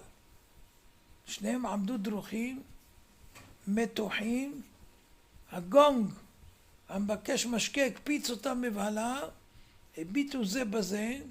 תרש קם ממקומו, בידו גביע זהב, רווי נוזל ארסי. היה זה גביע זהב רגיל, שאינו רגיש לרעלים. הוא לא יסגיר את מנת הסם, גם לא את נחש הקטן המשייט בתוכו. בלב הולם קרב לחדר המלך, עוד מעט תתבצע המשימה על הצד הטוב ביותר. אלא שאז מקצה הפרוזדור נשמעה שריקת ינשוף. הוא נרעד, המזימה נחשפה. כשהוא נסוג לאחור במהירות, מחבל במוחו תחבולות, הישרדות, איך משמידים ראיות. בזריזות הסיר את מכסה הגביע, אפשר לנחש להזדחל החוצה, ותכולת הכוס נשפכה עד תום. לא היה פנאי לניקוי יסודי של הגביע, וגם לא להחליף אותו באחר. על איחור כזה יואשם ויערף ראשו. עליו למהר להכניס את השתייה. חסר נשימה נכנס והציב את הגביע על השידה. המלך הציץ מן החרקים, מהמהם לעצמו, או, זהו זה. כעת הגיע הוא בעצמו. עצור! מדוע לא הבאת את המים בגביע הישן, שהוא חיישן לרעלים? תרש לא התבלבל, הייתה לו תשובה מוכנה. אין בכך כלום, אדוני המלך. נודע לי על מעיין מים זקים באופן מיוחד, שטעמם עדין להפליא, ושליח נאמן שאב אותם בגביע הזהב, והזהיר אותי לא להעבירם לכלי אחר, שמא ייפגם טעמן. כך, פתח את המכסה, כיסוי הגביע הוסר, ומתוך המשקה הצלול הציץ ראש נחש. תרש מופתע, לא מבין. מאיפה צץ היצור הארסי? הרי הוא דאג לסלק אותו. קרא על ברכה בהכחשה נמרצת. אבל ההסברים לא הועילו. תחקור מהיר עלה, כי אכן לא עמד באותו לילה על משמרתו. הסיבה הייתה ברורה. הנוכלים נעצרו. חיפוש על גופם חשף עניבת פלצור מוכנה לחניקה, ובתוך הנעליים אותר פגיון חד. תכולת הגביע נמסרה לבדיקה מדוקדקת. בתוך המשקה זוהו עקבות ברורים של ארס נחש בוגר, ארס שאינו דומה לארסו של הנחש הצעיד שנמצא בכוס. חרף השתדלותו גדולה של המן להצילה, עם שריקת הינשוף, נמסרו שני המתנגשים לידיו של התליין. חיי המלך ניצלו בזכות מרדכי. מן הראוי להנציח זאת בספר הזיכרונות האישי של המלך. אסתר עמדה על כך שהדברים ייכתבו בנוכחות המלך, כי היא ידעה ששמשי הסופר, הבן של המן, יחפוץ לחבל בהנצחה זו. בחירוק שיניים נאלץ שמשי לכתוב את פרטי המאורע תחת עיניו הפקוחות של המלך. כחכם להרע, חיבל בערמומיות אופיינית בתוכן המזכר, וניסח אותו בלשון מטעה. מרדכי חשף את מזימת בגתנה בתרש, והוא כתב את המילים צפופות. המלך לא חשד בכלום, אבל שמשי הכין את התשתית, שבעתיד יקראו את המילים לא בגתן, אלא בגתנה בתרש. אז מה יוצא? בגתן או תרש. מרדכי חשף את מזימת בגתן או תרש, ואז ירבוץ על מרדכי כתם קשה, כי הוא יואשם בערפול פרטי זהות המתנקש, כי הוא לא הבהיר ברורות מי היה זה, האם בגתן או תרש, ואז תלו אדם חף מפשע.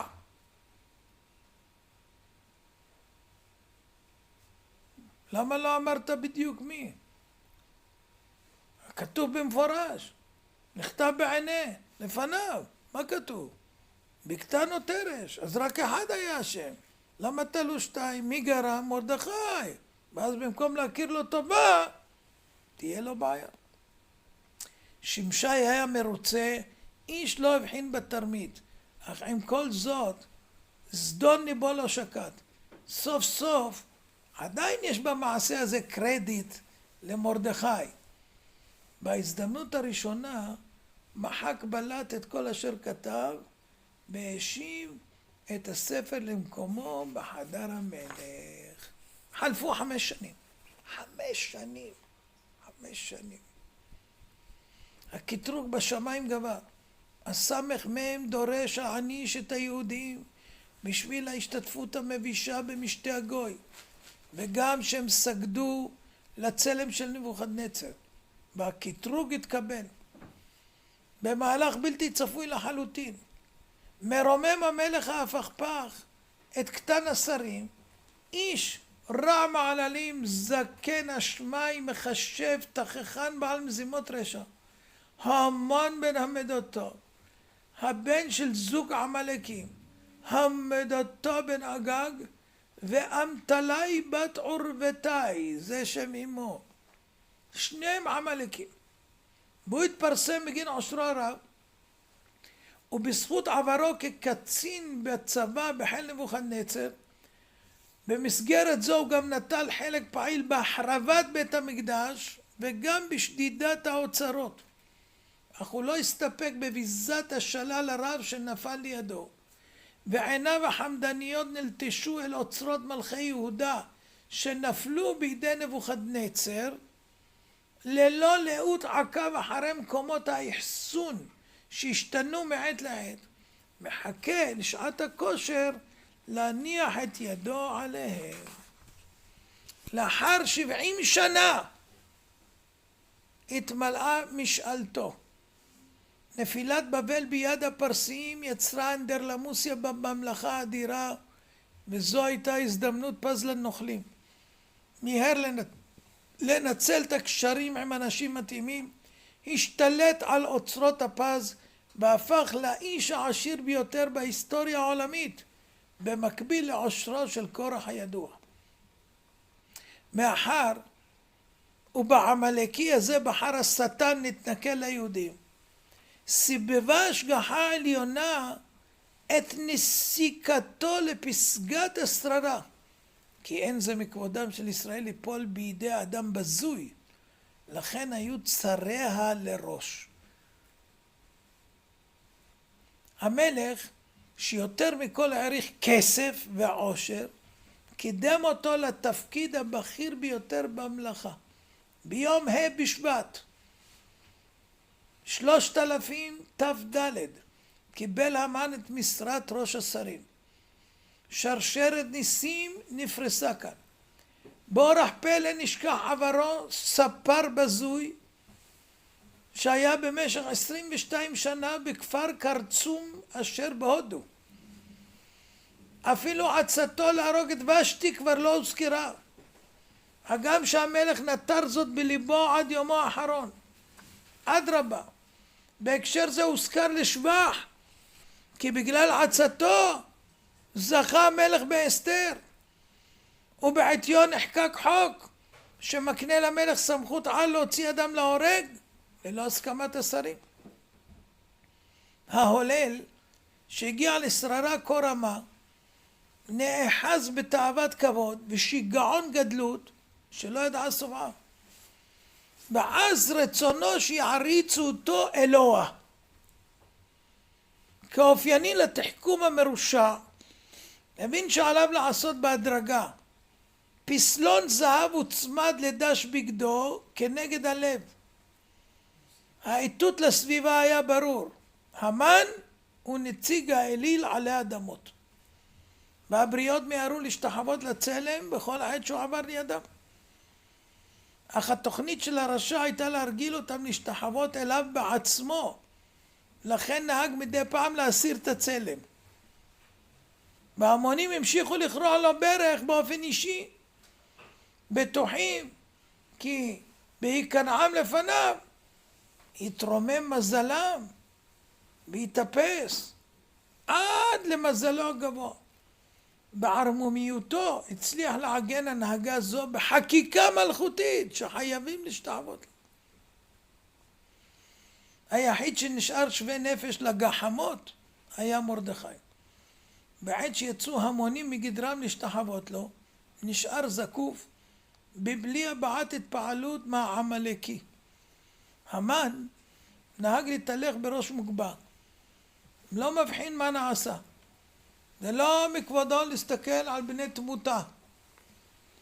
הוא בטוח שכולם קורעים ברך, לכן הוא לא הבחין שמרדכי אינו זע מפניו.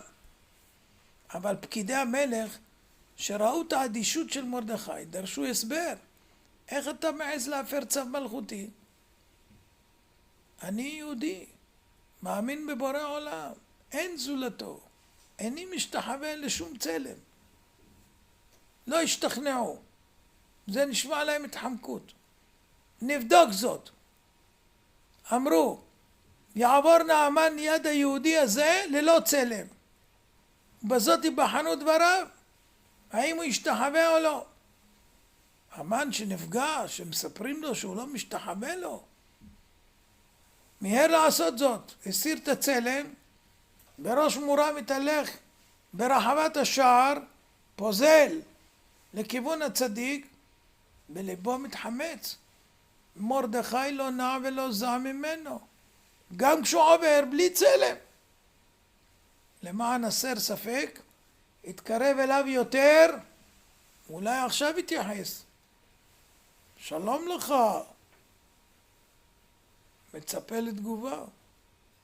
אין שלום לרשעים, משיב לו מרדכי. הרשע נועץ בו מבט חמור סבר. בתגובה מושיט לו מרדכי את רגלו קדימה, מרמז לו על שטר מכירת עבדות החרוט בנחושת מגן הרגליים. חמת העמלקי התלקחה, גאוותו נפגעה אנושות, מחשבות נקם בערו בו. אני לא אעבור על זה בשתיקה, צריך לחסל את היהודי הזה. אבל כלפי חוץ הציג שוויון נפש, כי לא מכבודו לראות נפגע. כדרכן של רשעים, הסווה את התוכנית הזדונית, והיה שומר על הרשת פנים מכובדת, ואפילו מחליף מילות נימוס עם מרדכי, בשעה שהוא זומם לרצוח אותו נפש. תוכניות הנקה מתרוצצו בראשו המרושע, אינו בוחל בשום תגובה. גם להשמיד עם שלם בא בחשבון לרפא את גאוותו הפצועה. והוא מתייגע במוחו מה הדרך הטובה להרוג אותו. צריך להמציא מיתה מרשימה שתתפרסם בעולם כולו. בהתחלה חשב לצלוב אותו על עץ, מיד התחרט, אמר לא, זה לא מכבודי. יאמרו שאני קטנוני שיוצא מהכלים עבור אדם אחד שלא חלק לי כבוד.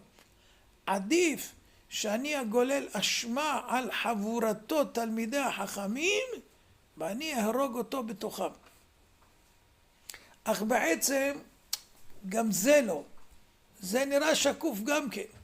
יבינו שהרגתי אותם לחפות על קטנוניותי. מוטב שהרוג את כל היהודים בכל העולם, וככה לא יקלטו שמרדכי נהרג בגלל נקמתי. הוא אחד ממיליונים, זה לא בגלל. טוב, אני אעשה תוכנית מעובדת, ואני יודע שהיהודים נחלצו מצרות רבות, אבל הפעם הם נתקלו באדם בקיא, בחור הזה הקסם והכישוף, איש לא ימלט ממני.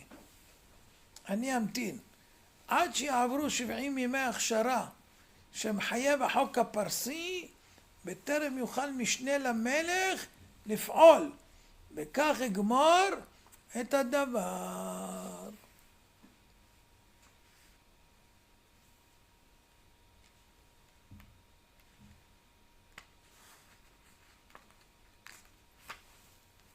בספר מנות הלוי הביא בשם הרוקח והמדרש כי אחר הדברים האלה גידל המלך את המן, כל גדולתו של המן לא התמיד רק 70 יום.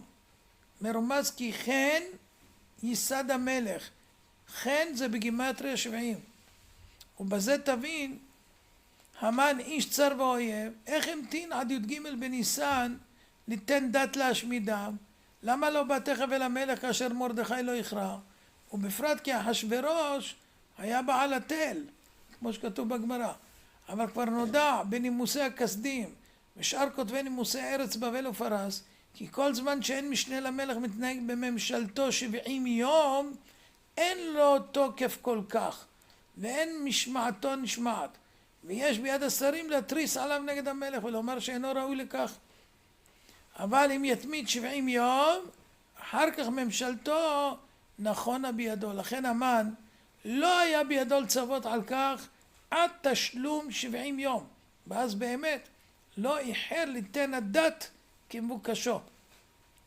ולכך אף מרדכי לא יכול היה להשיב, איגר את המן עד שהיה מתמיד בממשלתו גם הוא 70 יום, ואז היה יכול לכתוב על היהודים כתוב בעיניו ונחתום בטבעת המלך. מספיק, עייף אותנו המן הזה. מתי נמשיך? יש עוד לסיים את המגילה. איך נפל הפור? איך נפל הפור? ומה היה בהמשך? טוב, זה יישאר חידה. מתי נמשיך? הרי אני מכוון לקיים מצוות חכמים